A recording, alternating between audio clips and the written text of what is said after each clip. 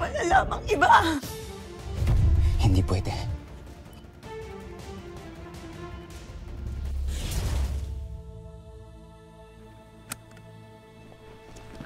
Ba't mo tinatanggal? Masyado maaga pa. Mag-aalala sa akin si Lola Gracia kapag nakita niya.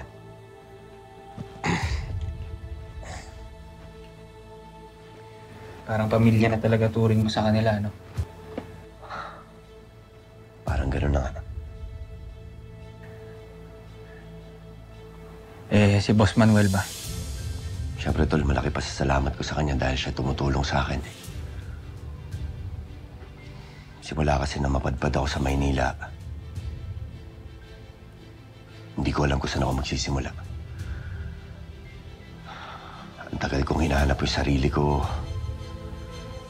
Ang tagal kong hinahanap ang dahilan kung bakit hanggang ngayon buhay pa rin ako. Hanggang sa matagpuan ako ni Boss Manuel.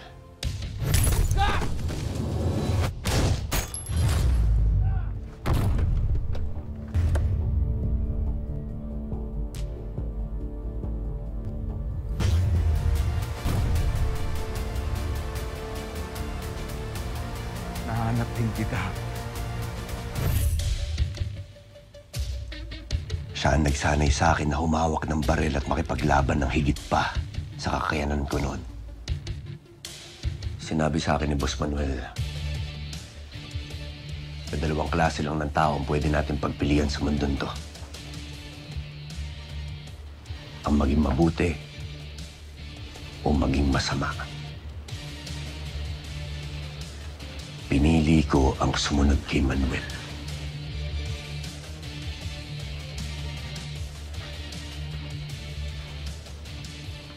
At pareho tayo ng pinili, tol. Kaya nga nandito kami.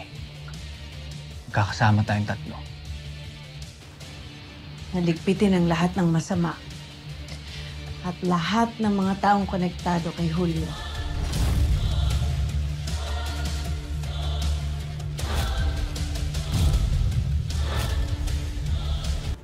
Hindi pwede. Nurse! Nurse! Sige! Ituloy mo yan.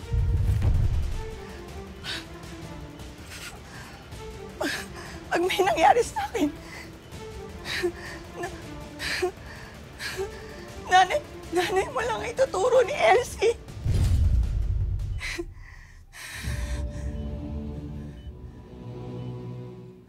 Oo nga pala. Hindi pala ni Elsie na ikaw ang dahilan kung ba't nawawala ang isa niyang anak.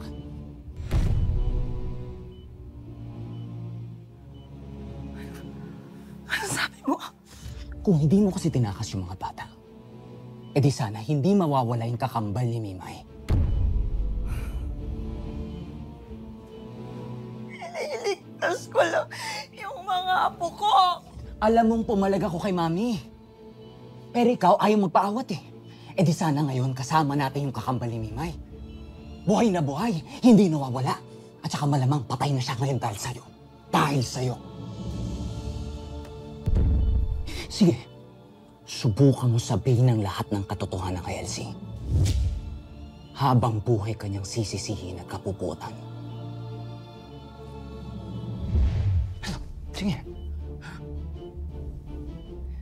Ma, let her live in peace.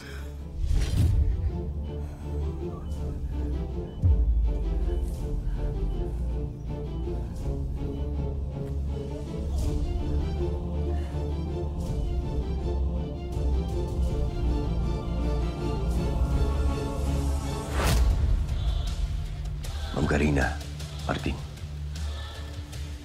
Kinakailangan ko nang umuwi baka sakaling nag-aalala na sa akin si Lola Gracia.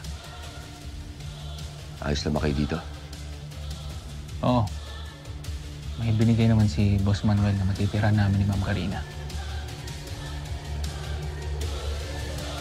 May isa pa sana akong pakiusap sa inyo. Pwede bang wala na muna makaalam na buhay pa ako?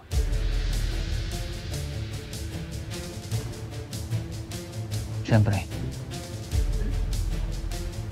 Makakaasa ka. Maraming salamat.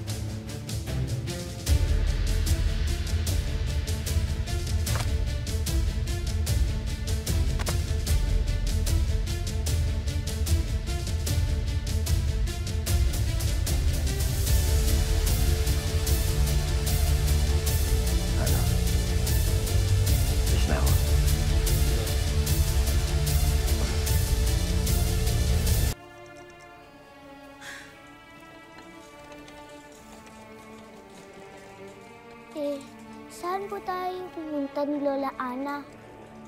Hindi ko pa alam, nak. Basta importante mailayo ko na kayo dito ng Lola Ana mo.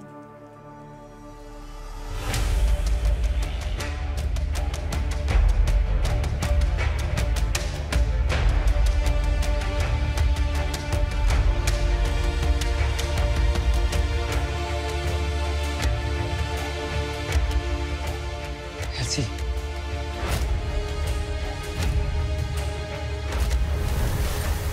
Long! May nagbabarilan sa beer house. Ano? Oo lang, nakita ko. Sindo ho. Alis kami sa ayaw at sa gusto mo! Ngayon mamili ka, Ivan. Yang mami mo o kami ng anak mo. Ako ang pamilya mo, Ivan. Do you hear me? Mama ka sa akin. Wala namang bastusan.